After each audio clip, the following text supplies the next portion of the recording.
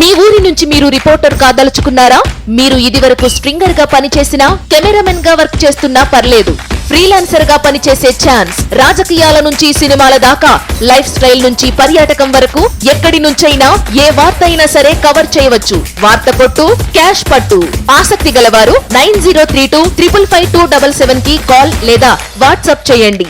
నమస్తే. మనం ఇప్పుడు ప్రముఖ సినీ రాజకీయ విశ్లేషకులు ఎనలిస్టు త్రిపురనేని చిట్టి గారి ముందున్నాము. ప్రస్తుతం రాష్ట్ర వ్యాప్తంగా బండి సంజయ్ అరెస్టు, దాని ప్రకంపనలు, పేపర్ లీకేజీ ఘటనకు సంబంధించిన వ్యవహారాలన్నీ చాలా గందరగోళంగా ఉన్నాయి. ఈ కండిషన్స్ మీద చిట్టి గారు తన అభిప్రాయాన్ని వ్యక్తం చేస్తారు. సార్ చెప్పండి సార్, ఫస్ట్ అసలు ఏంటి ఈ గొడవంతా? బండి సంజయ్ గారిని ఎలా అనుకోవాలి మనం ఆయన తప్పు చేసినట్టు? ఇది పోగాలము దాపురించిన వాడు వినడు కనడు వినాశకాలే విపరీత బుద్ధి ఈ ప్రభుత్వం బలపరుస్తుంది. Okay okay.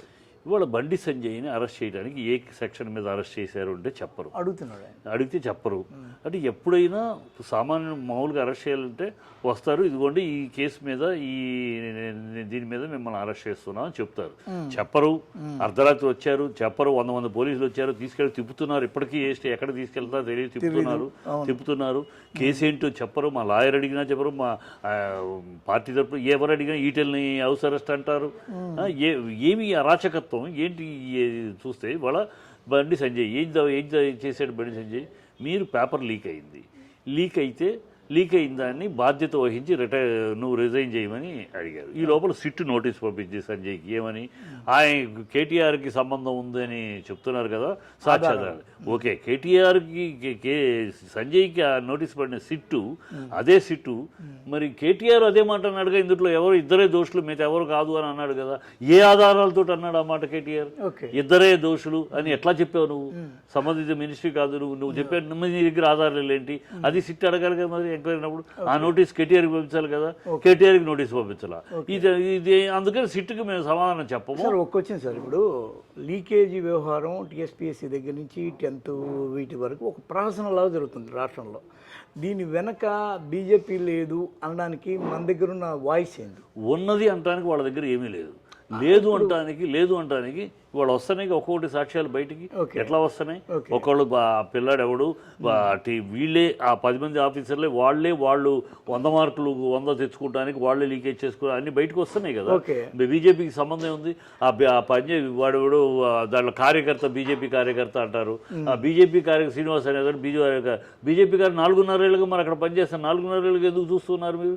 4.5 ఏళ్ళుగా ఎప్పుడైనా లీకేజ్ చేసి ఉండొచ్చు కదా. ఇవాళ ఎందుకు ఈ 10th ఇష్యూలో కూడా ఒకడు హిందీ పేపర్ని తీసుకొచ్చి ఆయన పెట్టాడు. ఇప్పుడు అది చిన్న పిల్లాడికి కూడా అర్థం. వాడు ఒక అమ్మాయి పరీక్ష రాస్తుంటే ఆ హాల్లో పైనుంచి ఎక్కడో కిటికీలోంచి ఆ అమ్మాయి క్వశ్చన్ పేపర్ని షూట్ చేశాడట. దాన్ని ఎవడికో పంపించాడు. వాడు ఎవడో జర్నలిస్టుకి పంపించాడు. ఆ జర్నలిస్టు బండి సంజయ్కి పంపించాడు. జర్నలిస్టులు పొలిటీషియన్స్ పంపిస్తానికి ఒక పార్టీ ప్రెసిడెంట్, ఒక ఎంపీ పంపిస్తారు. మీ ఎంతమంది జర్నలిస్టు అనేవాడు ప్రతి పార్టీకి వెళ్తూ ఉంటారు. ఆ పార్టీ మాకు సొంతం ఎట్లా అవుతారు? ప్రతి టీవీ ఛానల్ అన్ని పార్టీలకి అందరి దగ్గరికి వెళ్తూ ఉంటారు విషయాలు సేకరణ.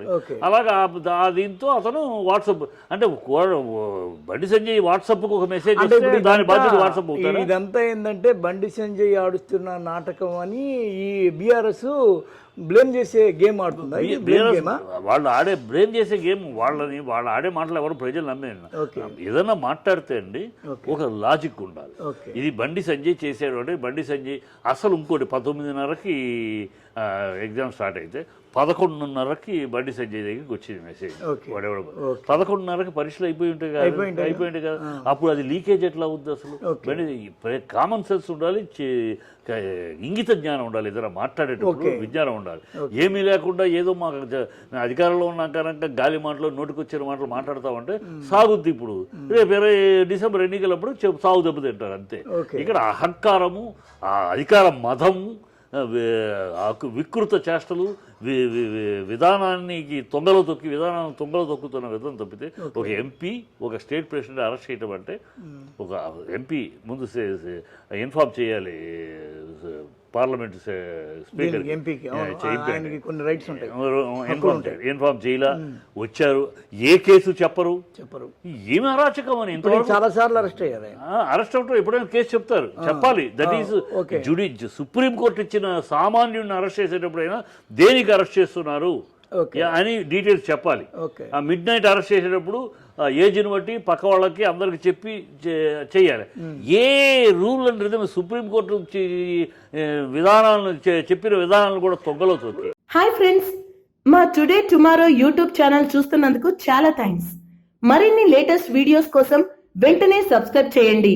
అలాగే ఈ బెల్ ని కూడా రింగ్ చేసేయండి. మా నోటిఫికేషన్స్ అన్ని మీ మొబైల్లో వస్తాయి. అలాగే మా వీడియోస్ మీకు నచ్చితే లైక్ చేయండి, షేర్ చేయండి, నచ్చకపోతే కామెంట్ చేయండి.